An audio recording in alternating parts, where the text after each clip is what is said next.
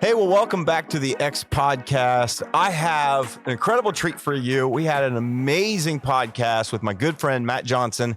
And while he's still here, I said, stay right there. Let's record another episode. And so, Matt, you're back with me again. And again, I'm honored. I really am. I so love your church. Yeah. One of the things that's cool about it is I very much view us as one church. Yeah. And that's not just me, saying it because I'm on camera.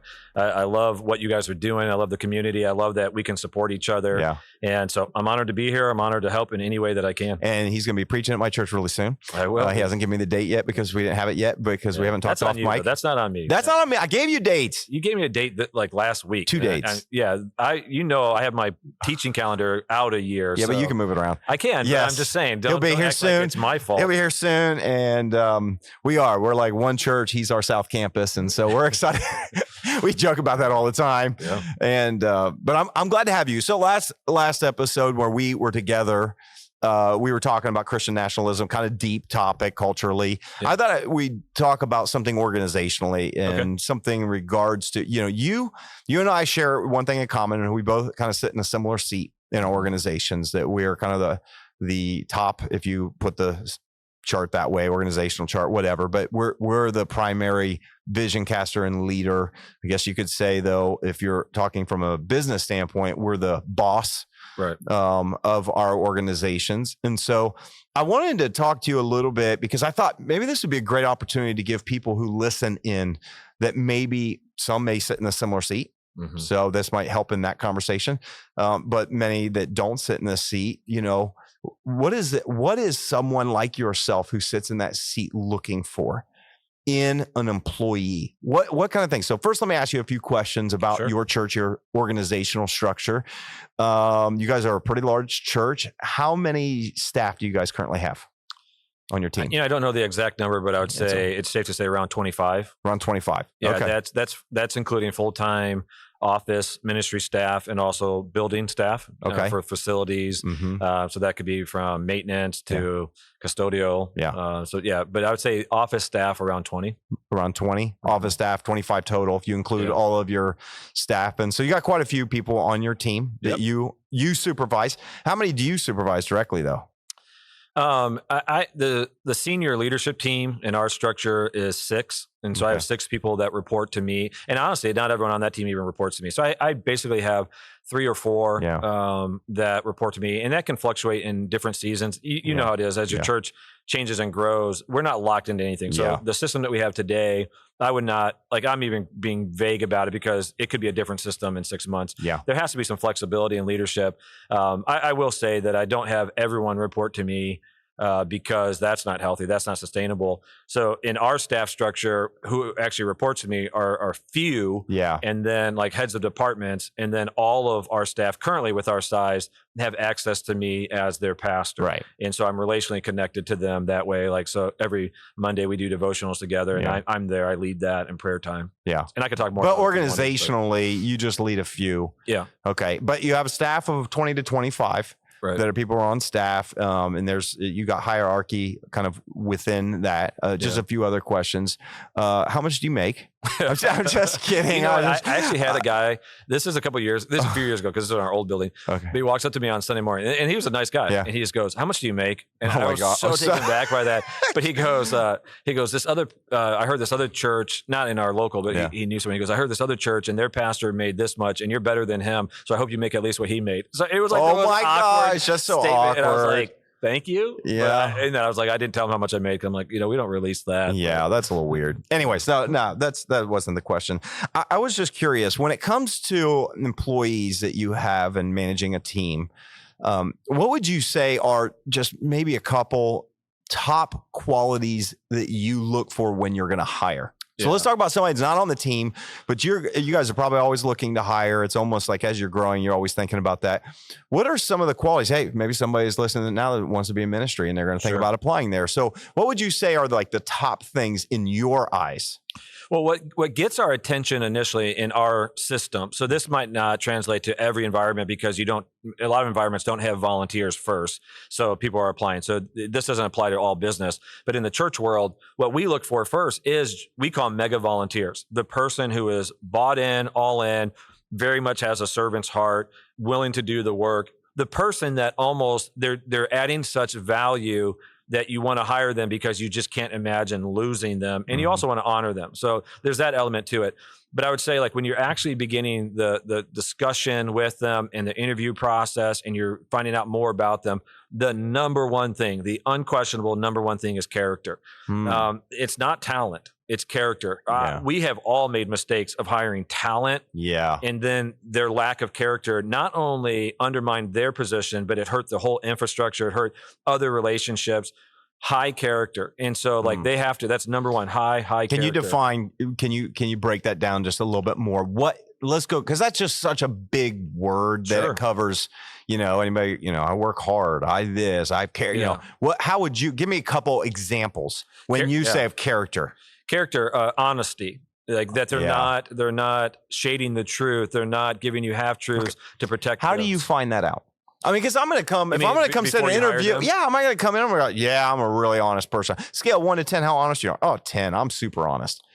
I think you just have to, if like at this point, a lot of people that we're hiring, I don't personally connect to. So it's you're requiring your team to spend quality time with them and notice, and it really is, do you notice red flags? And at this point, if you're recommending someone to our staff, our staff culture, the health of our staff culture, and we have a very, very healthy staff culture. We are so intentional about that. And so, you're basically putting your reputation to this. I'm vouching for this person. So you need to put yourself in relational situations and ask the question, are they always honest? So honesty is one. Are they not exaggerators, shade the truth, or outright liars? That's a part of it. Do they gossip or sow dissension? Because that would be a lack of character. Or are they unity people? Are they unifiers that try to draw people together? Work ethic is character. If they only work hard for attention, or they only work hard when someone's looking at them, that's a lack of character. So I would even have on my thing, character, work ethic and stuff. That's a part of the integrity. But it really is the person being, like, in a Christian character, is being kind, being patient, really modeling the fruit of the Spirit. And so you just have to look at their lives so that you have enough time, because initially, and it doesn't guarantee that everyone with character is going to be a good hire. Like, we can talk about that later. But I will say this, everyone with bad character will be a bad hire. That's good. And so there's no question about that. So your character really matters. I think this is, and I think that's something, depending on the job. I mean, it may not be a church, but let me just say this. I don't think whether it's a church or it's a non-faith based organization, I can promise you this. The leaders at the top care about your character. 100%. I promise you, because I think some people don't think it matters. Hey, well, I'm really good with numbers, and I've got this degree, and I'm really good at that. If you don't have good character, not only will it be hard for you to, if they see it, get hired, but if not, it will stunt your ability to go anywhere in that organization. And you will damage the organization in some capacity. You won't do your job well. You'll hurt people. Lack of character just destroys lives. Okay, let me throw out another one to you that to me is, I don't know if there's a great term for this that I look for, especially if you're going to hire probably a higher up leader. Is I want to know if you are a self-starter. For sure. I have you run into that? Like, one of the things that drives me crazy is if we have someone on the team that you have to prod them and get them to do maybe their job or to kind of think outside the box and solve problems, versus I don't want to have to manage you. I guess what I'm saying, when I think self-starter, I think about, they're the kind of people that you almost don't have to micromanage. Because you know that they're going to put in the work, that they're going to care about something, and they're going to they're going to be motivated. I heard someone once say, when it comes to hires, I would rather hire someone who is more of a go-getter that I have to put the reins on and pull back than somebody I have to kick. I'd rather have a horse that I don't have to kick to get it moving, but I actually have to slow it down with the reins. And so, have you seen that? Have you run into that? Like, is that something that matters to you, or how do you see that with people? If you're an organization that wants to grow, you have to hire self-starters, because otherwise, basically, you're just hiring a bunch of assistants. If you have to be the motivating factor and tell them what to do, they're just your assistant at that point. Yeah. So in any dynamic organization, especially like for a church that's growing, you have to have self-starters. So for us, I can say this without question, currently every single person in senior leadership at our church, so a director, pastor that's over people, over departments, all of them are self-starters. So they're constant. We have a culture of critique. It's one of our values. I know you guys do too, where everything we do, we critique it. How can we make it better? So they're naturally doing that in their organization, in their departments. They're critiquing things, making it better. So when they come to me with a problem, it's never they come to me with the problem, Matthew, can you solve it? They come to the problem and they say, this is what we're going to do. So they're acknowledging. So there's that humility. Yep, we messed up. This isn't working. Or we've just evaluated. This isn't as effective as it used to be. But then they're immediately telling me their strategy to fix it. So like whether it be in the senior leadership meeting, they're saying, hey, we noticed this is our issue. This is how we're going to fix it. And so you need those self-starters, because otherwise it just, to me, it's not worth the energy. And I'll even tell staff, if I have to be the one to motivate you, you're now my assistant. I already have an assistant. I don't need another assistant. And so fired. Like you're getting fired. Or at the bare minimum, because we're not looking to fire, at the bare minimum, you're getting someone promoted over you. Yeah. And I've even had a couple staffs in the past that way, where I've said to them, you're doing too much yourself. You need to delegate some things. And if you don't, I'm going to hire above you. And you will watch leaders rise to that quickly, because nobody wants that. I mean, if you're a leader, you want to continue to progress. And so you'll see them, okay, I need to make some changes.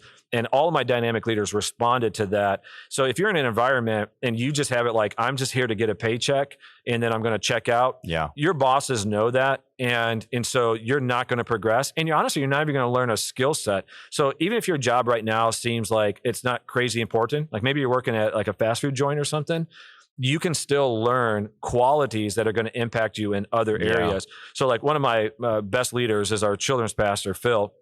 Phil and I have this joke that it sounds super arrogant, but leaders will get this.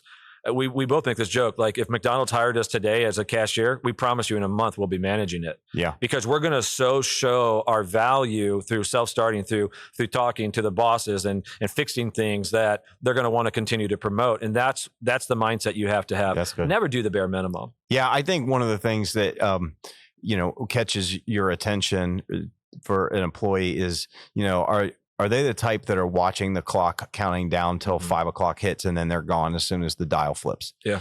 When you see that, I mean, it doesn't mean they could be somebody who does a good job in what they do, but don't expect to go far in your organization, because that's not the kind of people that you're looking to promote.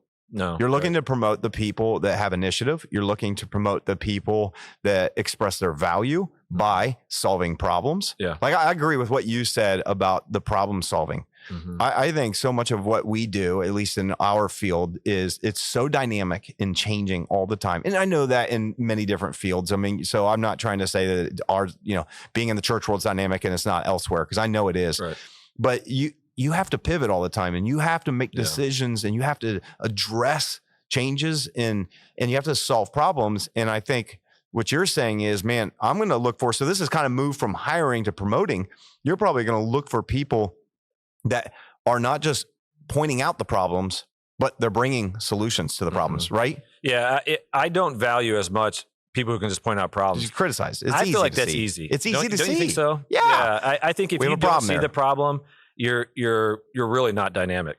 So for a person to just point out problems, and we've all had those types of people that are like, well, that's not working. And you're like, well, fix it then. Yeah. Show me the solution. So I love it when our team comes to me and they just say, hey, here's our idea. This wasn't working from our opinion. And like 99% of the time, I'm behind that. Even if I don't necessarily on the surface 100% agree, because they're the ones who have thought it through. They're the ones living it out. And so to empower them and to trust them, I go, do it. Let's do it. Let's see it. And if it doesn't work, it's okay. We'll try something else. Yeah. And I don't think every boss is probably wired that way. I would say both you and I are probably wired where we love the idea of people coming with initiative, with ideas, because you see, hey, I feel like this isn't as good as it could be, but I would love to do this, this, and this if you would let me, or you think it's in the budget. Yeah. I just can't imagine a leader of any organization or supervisor or manager that is going to be annoyed by that. There could be some organizations like, no, just go serve on the line and that's all they want to do. And if that's the case, then recognize that you're in a place that does not value any type of thinking. It doesn't value initiative, and you're not going to go anywhere. You're going to leave an organization like that. Those will eventually die. So I think it's a good point. What you said is recognize what environment you are in. You're in a non-dynamic environment. You might have a non-dynamic manager above you or boss. So just note that, so that if you are wanting to progress, you're going to have to go somewhere else, because they're going to be the bottleneck for you. But yeah, I think we all want self-starters, and we want people who have a good work ethic and are problem solvers, so that they can continue to make the organization better. Like I said earlier, we do have a culture of critique. And again, I know you guys do, because I've been a part of it. I don't know how it is still in your environment, but I when I've taught at your church, I know in the past we would afterwards discuss like, is there anything that needs to be fixed? We have that in our culture. But in our culture, after every single event, so every single Sunday, anything we put on, we have a meeting after it where we sit down and we critique everything that could have been better, what could have, what went wrong, what was just bad, what was good. So we don't just focus on the negative, we focus on what was really good, so that we can create strategies so that we're constantly improving.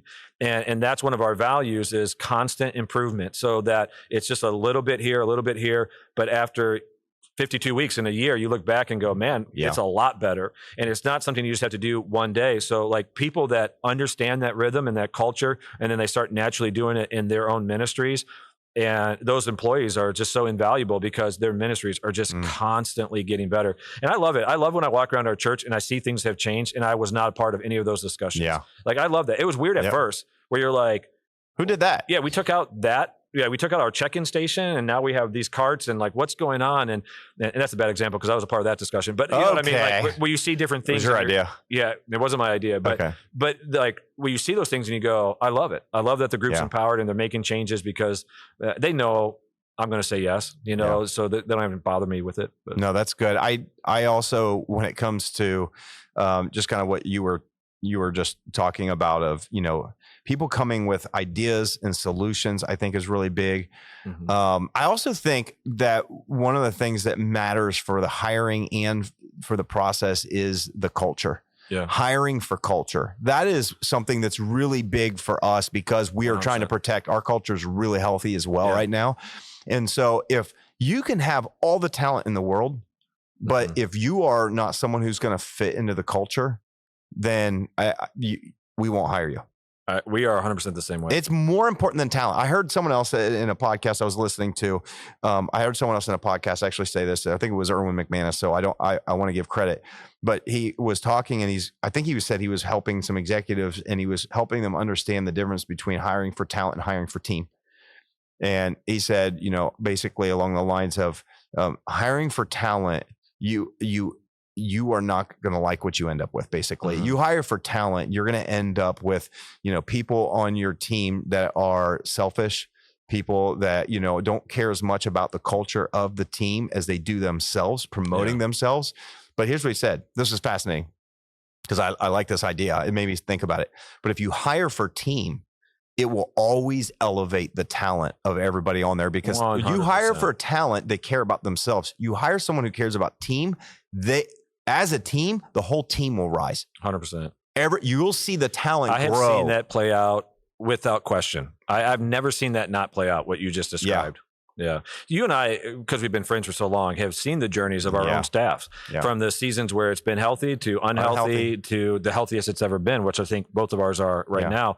And that's what we've learned is hiring for team. And you can use different phraseologies. We don't use that phraseology, but that's definitely the motivating factor behind our process. So by the time you enter our interview process, we've already determined that you have talent. Yeah. Because, whether that's through your resume, through what you've done, we have this will shock people. We have almost no questions in our interview process about talent. We're not asking like, what would you do in this situation? Because you've made it that far. You've done it well somewhere else. You've done it in our environment. But in our thing, you will be interviewed by like 5 or 6 different partners, different teams from children's minute. So you could be coming on, and let's say you're getting hired on to do production.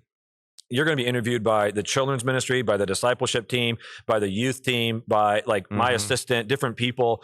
And the reason why we do that is we're getting a bunch of different personalities. And when we come together, what we discuss is, are they compatible with our team? Yeah. So I think Rick Warren's the famous one that had like character and all these, you know, chemistry, calling, all these C's. Right. But it's like, or chemistry, maybe that was his thing, but like, do they fit? Yeah. And that's the question we ask, because what we've had in the past is people that can be good at a job, but they don't relationally fit. And it so messes with the vibe and the feeling of it that everyone's experience goes down, their enjoyment as a whole goes down, so then their work goes down. But when you have an environment where people are looking forward to coming, like every morning, then they want to invest more. There's more buy-in. And so like one of the questions we ask people, I'm even careful about this because it's like our secret. So I'm letting one of our secrets out. But we'll ask, we'll say, I'm just saying, if anyone ever sees this video, they're going to know how to answer it now. But it's like, what do you do for fun? Like things like that. And if someone says something like, oh, I'm really an introvert and I just need to go home and be by myself, that's my ideal fun. We're like, hey, God bless you, but you won't fit on our staff because. And you're an introvert. Me? Are you an introvert or no? Introvert. You're an extrovert. Well, we all have that, but you have those tendencies where you need to get away from people for so long. No, that's not true. Yes, it is. That's actually not true. It is too. You're trying to speak that in my life, but it's actually, you could ask my wife. It's not true. Really? You want me to text her while we're talking? Right now? Text her and ask. But like, we've been to events and conferences and things, and you can only take so much, but maybe that's just because it's bad. I'll just say, but I don't want to go away from you. Like, no, that's true. That's true. Yeah. Yeah. Not the big group, but I want to be with some people. I don't want to be alone. You're saying people that go, I just can't handle shy. people. So I am shy. Okay. That's maybe what I think. That's what's shocking to people. I am shy. So I don't like a big group of people I don't know. I don't do well in those environments. Oddly enough, put me on a stage in front of 10,000. I'm not nervous at all. Put me in a small room with people I don't know. I get nervous. But I am more of an extrovert, but I am very highly relational. But in that sense, it's like I want staff members that want to be in relationships because, and here's the thing, like it might sound weird to you, go, you wouldn't hire an introvert. It's not because I hate introverts. That's discrimination. It's because I don't want to put them in a position that they're going to hate their job. I don't want to, so what's best for them and what's best for us. So those are the things that are part of our value system. So if you want to work at the Tree Church, you got to be relational. You have to tell them you're an extrovert, even if you're not. You don't necessarily even have to be an extrovert, but like, I know. But if you're just like, I don't want to hang out with my coworkers. Oh, okay. Yeah. What he's saying. We've had that. We've had that. We've had people say like, I really don't want to hang out with coworkers. I just want to go home to my family. And I'm like, okay. And they're not on staff anymore. No, I totally get what you're saying. And I think what we're trying to do, and I just thought maybe it'd be fun to give you all a little bit of insight into how a leader, a manager, a boss, I mean, you do kind of wear all those hats. Sure. Actually views employees and the culture they're trying to create. Because I do think that there are a lot of people watching or listening to this that their job is just a job to them. Yeah. It's a paycheck. I work there because they pay me for what I do, and I maybe crunch numbers, or I work a cashier, or I work in a cubicle, I process payments, I do whatever it could be. Right. And they, what I would say is if you see your place of employment as, there's nobody here I want to hang out with. There's, my guess is that's been created as the culture of that place. Mm-hmm. You know what I mean? Because you can go to places. I mean, one of the things that we'd seen, 20 years ago was what it was like working for Google, what it was like working for some of these up and coming tech companies that were having incredible, staff days and fun stuff and bringing ice cream carts by, and you know what I mean? Yeah. And it made everybody go, I want to work there. Sure. And so I culture matters. Yeah. I think you and I both that's probably one of the highest things. Character, and then maybe culture right underneath that. Yeah, for sure. I have talent as down the list. So I would have character, work ethic, humility, because they have to be able to take criticism, teachability. Yeah. Self-starters, talent is so low on that. And I'm not, obviously there are certain positions where there's uniqueness of talent that you need. Like if you have a worship leader, they need to sing, they need to play an instrument or something. So there's a dynamic to that where there has to be a certain level of skill, but in almost every other position, I'll take high character, high work ethic, because I can mold them into someone. Yeah. And that's really is the model of Christ. I mean, the heart of someone who's willing to be molded. So yeah, humility is big. And then I would say, you didn't ask me this question, but I'm going to say ask it and then answer it yourself. Yeah. So we're looking at employees, but like, let's talk about bosses for a second. Yeah. Here's one thing that I've learned. So I've been a pastor now for 23 years, almost 24. Actually, no, I take that back. Man, you're old. I am 24 years. Just it's a lot longer than I've been one. I just want to point out. Okay. This week is 24 years of ministry. Oh, wow. Yeah. First week of August. And here's what I've learned, because I didn't always know this. And I'll say this in my own defense, is like when a church is smaller, you wear a lot more hats than you do as you get bigger. Yeah. So the more we've been able to hire, the more specialized I've been able to be. Mm-hmm. But here's what I've realized is the greatest value that I can add to our church is actually loving our staff well. Mm-hmm. That's a transition. I think in early leadership, I might have seen the staff as there to serve me, because I think that's what's modeled, unfortunately, in a lot of businesses and churches. Yep. Like we've seen the celebrity pastors who have that mindset. What I started to realize is the way that I can make my church healthier and healthier. And when I say my church, I'm saying the church that God has gifted me to lead or allowed me to lead, is to love the staff well. So I even went to our elders and I said, here's what I'm asking. Now that we've hired this staff and they're doing an incredible job, here's what I want my primary focus to be. Obviously, I'm the primary teacher. I'm the primary leader and vision caster, figuring out where our church is going and the needs and stuff. But the third thing is I want to invest in our staff. And so within the last few years, I have even pivoted that I really do see myself as pastoring our staff, because I lead our church, and I think many people would still consider me their pastor, but I don't have as much one-on-one interaction just because of the dynamic of our environment. But man, I can love our staff well. Yeah. So I put a ton of energy, if you were to talk to our staff, a ton of energy and resources into loving them, connecting to them, knowing what's going on in them, creating access points for them to talk with me, being comfortable around me. And I realize as we continue to grow, that dynamic will change. But I would say to any boss out there, as you grow, continue to pivot more and more and more and more to looking at how you can love your staff and take care of them. What you will see is your environment will get healthier and healthier. They will be more productive. You'll see profits go up in that sense, because your business will be more effective. And I think the idea of doing it all yourself and then disconnecting from employees is not going to add the same amount of value as loving them well. So good. That's such a great thought, because I do think that the traditional model is, you work your way up. I'm the manager. I'm the supervisor. I'm the boss. You're here to serve me, to do what? Right. Because my higher ups are looking at me going, you have a job to do. Yeah. And so now you're here to serve me so that I can present, if you're a middle management or above.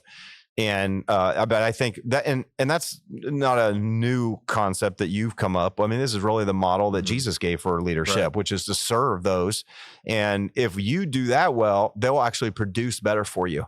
It seems so counterintuitive because, but I think that's the difference between maybe a leader and a boss, or a manager and a leader. A leader is someone who's going to lead by serving and loving, and a boss or manager is going to try to just get tasks done out of people, through people, instead of leading them. And so that's great. Okay. Let me just give you one other question here. What are the kind of things would get people fired from your organization? Now, okay, let me just, because there are people who tune into this that maybe church isn't your thing and you're not a Christian, you're not sure what you believe. And so obviously, let me just say that in the church world, this is what makes it unique than others, that there is an ethical standard that is given to us biblically that we hold staff to. Right. And so that, let's just someone, again, you could go and cheat on your spouse in the business world and keep your job. You can keep your jobs. Depending on your role and how I'm not going to say it always, but how it goes down. Cheated with an employee. I'm just saying, but just depending on your role and how you do, like that can be grounds for termination because of the role and the responsibility, and it just demands character and certain things.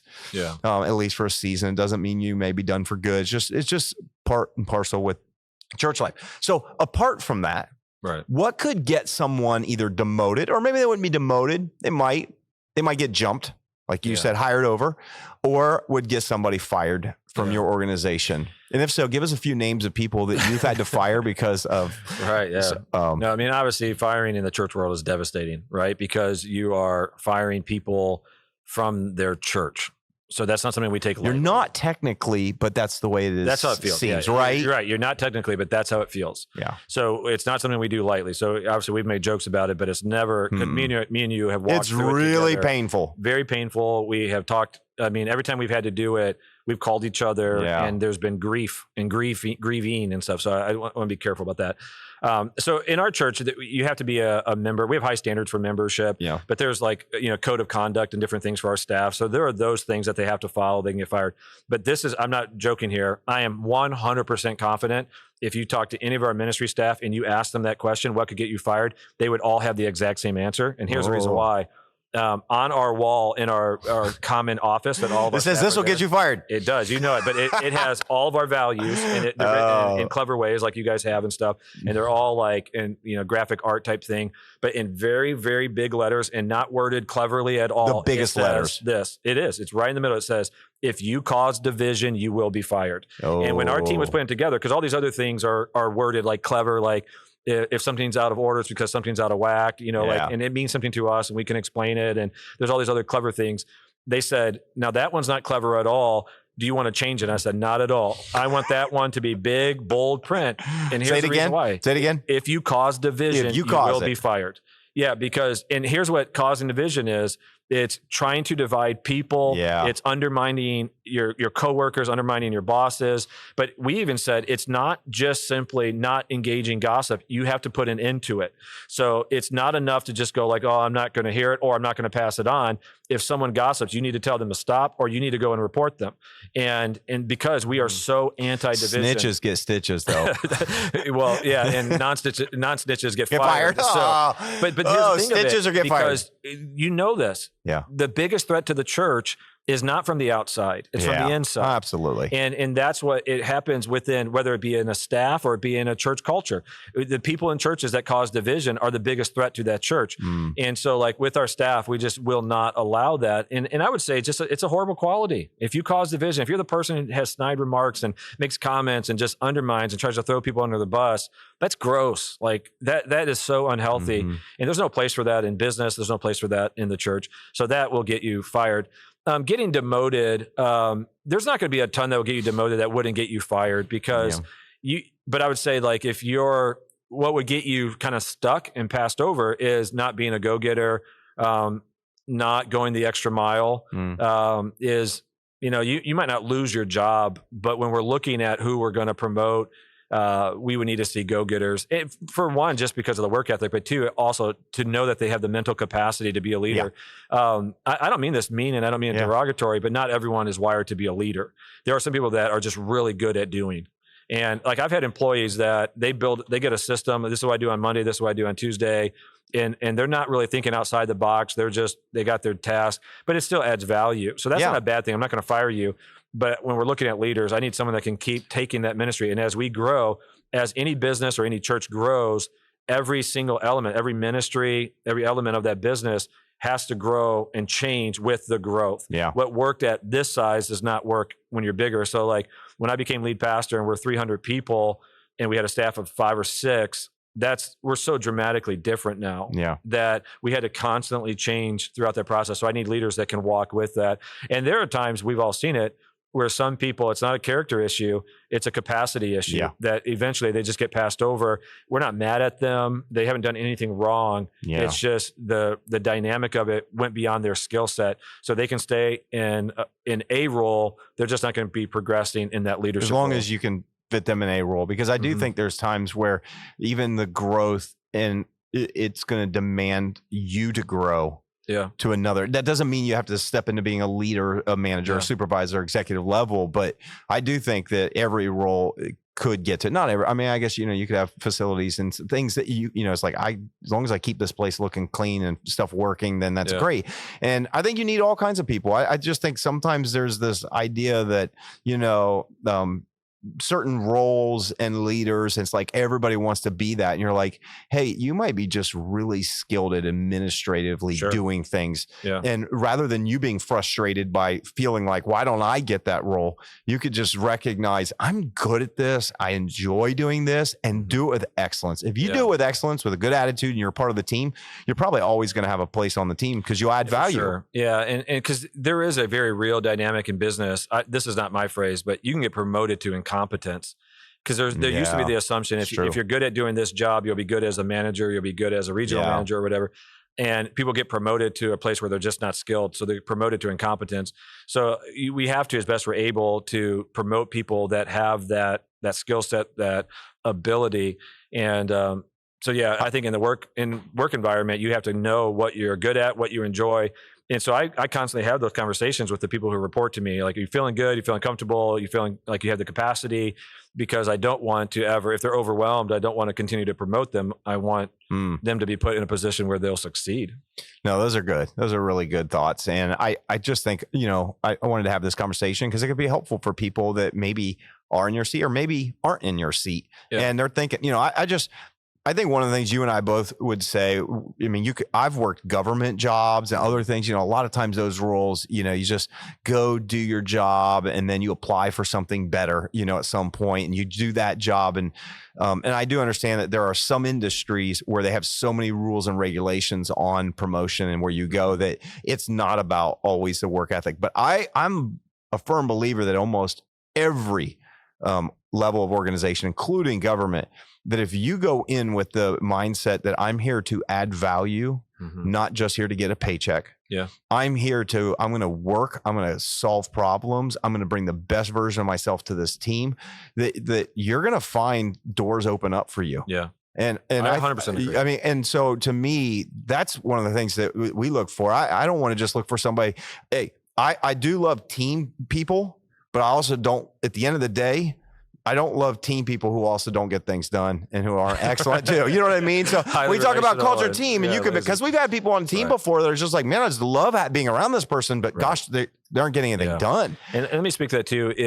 If you're in a job that doesn't seem to really celebrate those things, and so you think like, well, if I get a different job, I'll all of a sudden become self-motivated. I'll tell you, that's not even how it typically works. Use every single job that you're in as an opportunity to grow in your ability to work hard, to look for ways to improve, to be a good employee, because character doesn't just start, work ethic doesn't just start. Every environment's an opportunity. So like for me, I got into the ministry really young, but I was in construction landscaping for years through high school and college.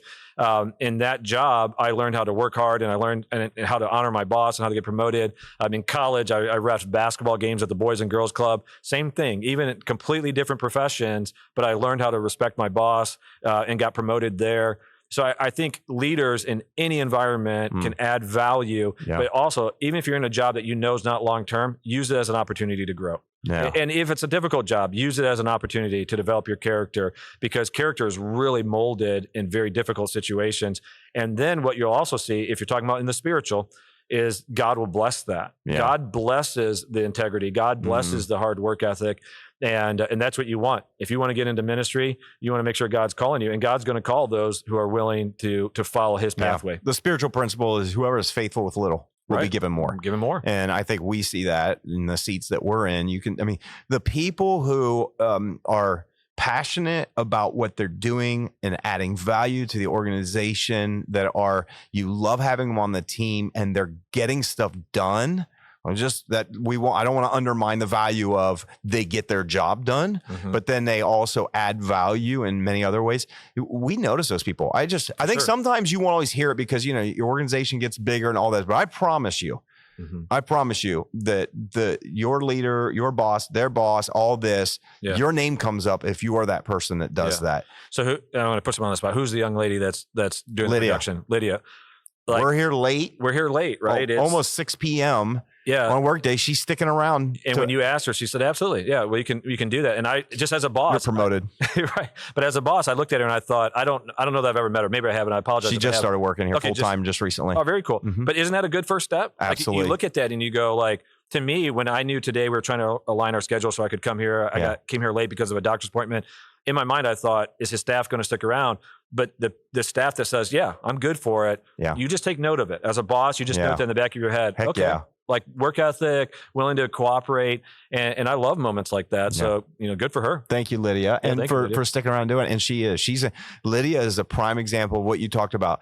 That not only was this our church, but she served, she volunteered, and she was coming in when we weren't paying her anything just to come and help on the team. Yeah. And what we got to witness with Lydia was her work ethic, her ability to pick up. You know what's interesting? She picked up all kinds of skills. I mean, she didn't have any previous experience in creative and doing all this, but she picked up these skills super fast. She was somebody that was a team person, someone that we loved having on the team. We actually started in worship like, okay, this girl can sing. I mean, she is growing. Oh yeah, Lydia can sing, and she's just growing in all of that. And so next move was, hey, we want to just start paying you, because she was adding. And people don't understand that she was adding value, and we were going, we can't not pay her something. Even though we didn't have the budget, we're like, we got to find some way to pay her something. And she served for a long time with not making very much money and doing that. And then we got to a point one day where like, God, we could grow this, and this if we have someone. Yeah. And so she just got hired on full time just recently. What you just described, if someone wants to get a ministry job, what you just described, you get to a place where you go, we have this need. Who do we have that can fill it? And you're thinking in your mind, character, work ethic. Oh, she has all that. It doesn't even have to be a perfect fit in the sense that they've already done this job. But you go, oh, that person's already modeled. They'll figure it out. And you do that. So like for the person that's just sitting back waiting for a ministry job and not volunteering and adding value. You're never going to get in a ministry job. Nope. You aren't. And not of a dynamic church. No. And that's why I said, Lydia, you're a great example. She kind of helps produce this every time. We keep joking that we need to get her a mic back in the room. We have a camera so she could chime in on this. But thank you, Lydia, for doing this. You're an incredible employee. She's an incredible team person, culture person. Like we knew like that stuff mattered. And you know what we found is that her talent in doing all this stuff is developing, and we love it. Sure. Yeah. But we didn't see that first. Yeah. We saw the heart. We saw the character. Yeah, we saw the culture. We saw all of that. And she illustrated the point. So thank you, Lydia, for doing this. And we're going to wrap this up because it's almost 6 p.m. And thanks for hanging around to talk about this, because I think this could be helpful for people that maybe want to get ministry. Yeah. We have a lot of people in church, in both of our churches, that are doing that. Yeah. I think it can be helpful for people that just, hey, if you want to be promoted in your organization, the things that we talked about, go back and listen again. Listen with intent to go, how can I do that in my job, in my city? Even if you think it's like not a big deal. I agree with you. It's like, we're going to go work fast foods. Like, no, I'm not just there to punch a clock. I'm going to go see all the inefficiencies and what they're doing. And I'm going to gently make some suggestions like, you know, if we did this and this, I think we could actually speed up the deliveries by this much. And, you know, would you let me try it? Yeah. I guarantee there's not a boss in the world who's not going to go, please, you know, I mean, or at least not one for an organization that cares. Yeah. And in our church, so I've said I have 25 staff members. 4 of them came from the outside and 21 came from the inside. Wow. So like we've hired from within, and the 4 that came from outside, one was Michael, our worship pastor. Yeah. We hired his sister. Every single one of them have been related to Michael. Right. Somehow. Almost. So yeah, it's all been from connections from him. Seriously, the other 3 are connections to Michael. Yeah. And so that we needed kind of a specialized type thing. But of that, 2 of them interned at our church. Wow. So Michael invited them to intern because he knew they were dynamic. He knew we would see the value. They came and served, and then they got hired. So like, again, we're just illustrating the same point over and over, but that really is the value. Cool. Well, I think you're an incredible leader. That's kind of I really do. I think and because of all those things that you say you look for, you have them all. And so that's what makes you, I think, a great leader. I'm sure a great boss. And you have a great team. Every time I get to do something with the people at your church, your staff, I love it. They're amazing. Every single one of them. He has an incredible staff. They're healthy. They're awesome. So hopefully this conversation was enlightening for you. It was something that will help you in your career, your journey, whether it's in church or outside church. It doesn't matter. A lot of these same principles apply. Yep. And so as always, we'd love to have any comments and feedback that you have on this. Thanks again for being on this podcast episode. We're going to let Lydia get out of here. Sounds good. We'll go. I'll see you guys soon when I come and preach on a Sunday. Yes. And so he's going to give me the date and I'll be able to share it with the people in my church soon. So thank you for joining us as always on the X podcast. And you can always send us an email. If you have something that you want us to talk about, you can send it to podcast@thex.church. We'd love to hear about it. Until next time, have a great week.